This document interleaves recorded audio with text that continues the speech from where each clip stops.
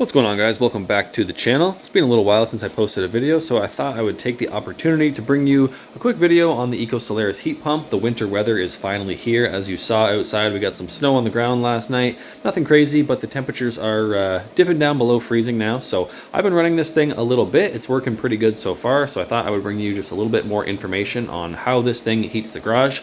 I do still have the hydronic heater over there, the solar water heater. The 6000 XP is running everything you see out here, so I'm going to fire it up and we'll kind of run you through the specs and see how it works.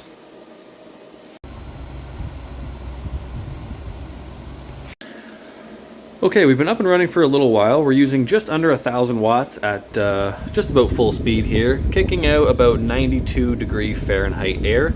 That's a little bit lower than normal. The temperature in the garage is actually a little bit colder than recommended. We're using this thing just slightly outside of the recommended temperature range for the indoor space, so that's why the temp output is not super high. It's not in the 100s. I'm going to take a temperature reading up top, and then we'll start doing the CFM and the BTU calculation.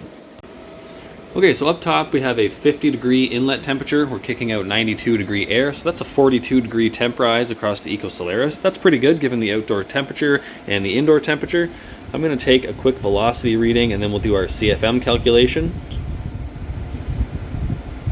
So once we have our CFM, our cubic feet per minute, we multiply that by 42, which is the temp rise across the unit. That gives us 11,500 times 1.08, which is a constant number you use when you're calculating BTU, and that gives us a BTU output of 12,519, which is really good. We got our full rated output, actually slightly more at 32°F outdoor temperature. So once we have our BTU output, we can calculate our COP, or our coefficient of performance, at this current temperature under these conditions. We need to take our 12,519 and divide it by 3.41 to convert it to watts. That gives us 3,671 watts divided by 990, which is our current consumption on the unit, 990 watts, and that gives us a COP of 3.70 at this current condition. These always change. You have to do it sort of at the time. At the current outdoor and indoor temperatures, we are getting 3.7 for our COP, which is really good.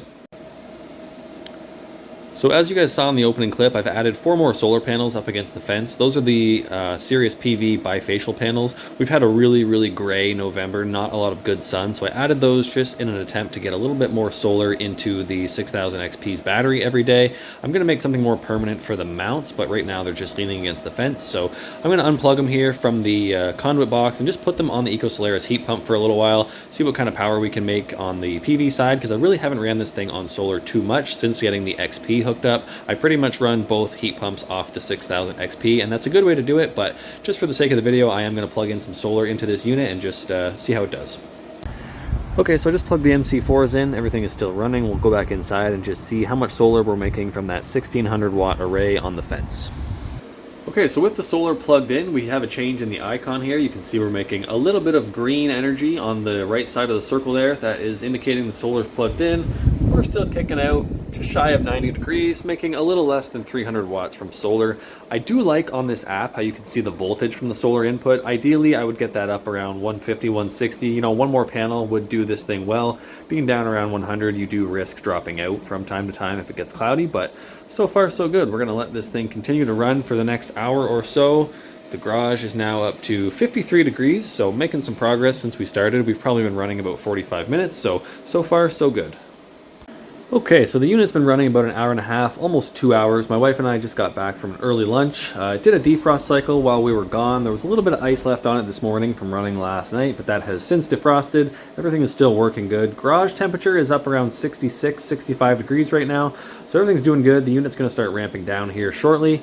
I'll take you outside and show you the EG4. It's got a little bit of an ice buildup around the bottom as well. We've kind of had some cold but also humid weather. It's making a lot of frost on the coil, handling it well with the defrost cycles. Other than that, I've got a little bit of puttering around to do. This is my new laser engraver from Monport. This thing is a beast. I have to get this exhaust hood installed today, so I'm going to be putting that somewhere over here. I've got to move all this stuff and kind of figure out where I'm going to put it. Got a couple elbows up there for that. So yeah, it makes a lot of smoke when I'm cutting and engraving out here. I don't want to keep cracking the door. It's got a little exhaust fan on the side That's where you connect the exhaust, and I've just been routing it under the door, but it gets really cold in here really fast with that door open, so I want to put in a dedicated hood. I can exhaust it out there and hopefully keep a little bit of the temperature in the garage when I'm working on this machine. I'll do a video on this in the future, so stick around if you're interested in that. And as promised, here is Old Faithful, the EG4 solar hybrid heat pump. This thing's been running probably for a month or two now since we got into the cooler weather. Runs almost all day. As I said, a little bit of ice down below. That's not too bad for the amount of runtime I've had on it today. So overall, doing well. I've got the thermal camera here. I thought we'd take a quick peek at some temperatures coming off the units. I'll compare the two and just see how they look. So down here on the service valves, we're putting out around 93 degrees Fahrenheit. That's going towards the indoor unit. Off the front of the unit here, you can see lots of cold air coming out the discharge side of the heat pump. Line set and line set cover are looking pretty warm. And take a quick peek at the back here. You can see the ice buildup on the thermal camera. So we'll go take a look at the ECOSOLARIS and compare. And on the ECOSOLARIS, it looks like we're putting out around 96, 97 degrees on the service valves. This one is at a little bit higher stage, running closer to 800 watts, where the EG4 is running around 500 to 600 right now. So a little bit of a difference in the output temperature. Overall, everything looks pretty well the same. Nice cold discharge. A little bit of heat getting off of the line set here. I could probably insulate that a little bit better. But other than that, we'll pop back inside, take a quick peek at the indoor head on the thermal, and that'll be it. And on the indoor unit, looks like we are putting out just over 100 degrees Fahrenheit, or at least that's what the camera is picking up from inside the indoor coil. The output air is closer to 90, but it's picking up that temperature just up inside the head unit. Well, so far I'm pretty impressed with the ECOSOLARIS cold weather performance. I'm going to keep you guys posted as the weather gets colder this winter, but so far it's doing pretty well. We got a good COP, nice 12,000 BTU output out of the promised performance of this unit.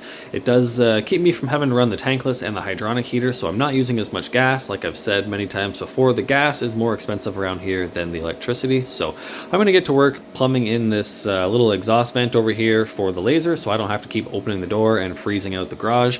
If you guys are interested in either of these tools or the ECOSOLARIS itself, I will have links to everything below if you want to check them out. Thanks for watching, hope you enjoyed the video, and I will see you next time.